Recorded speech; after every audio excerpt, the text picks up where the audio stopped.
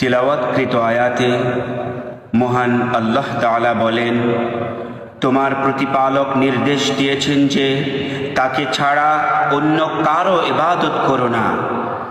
পিতামাতার সাথে ভালো ব্যবহার করো। পিতামাতার কোনো একজন কিংবা উভয় যদি তোমার কাছে বার্ধক্যে উপনীত হয় তবে তাদেরকে উহ পর্যন্ত বলো না।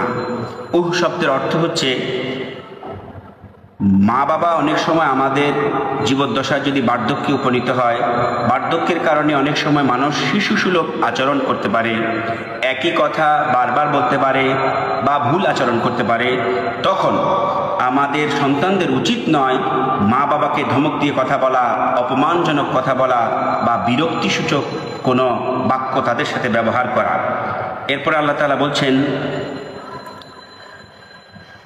ওয়ালা তানহারহুমা ওয়া কুল লাহুমা কাওলান কারীমা, এবং তাদেরকে ধমক দিও না, বরং তাদের সাথে সম্মানজনক কথা বলো। মা বাবার সাথে সম্মানজনক কথা বলার জন্য আল্লাহ তাআলা নির্দেশ দিয়েছেন।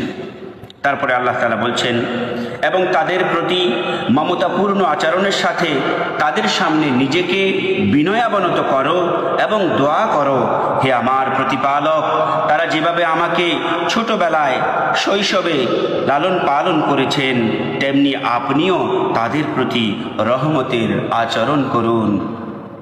বারাকাল্লাহু লানা ওয়া লাকুম ফিল কুরআনিল আযীম। আসসালামু আলাইকুম ওয়া রাহমাতুল্লাহি ওয়া বারাকাতুহু।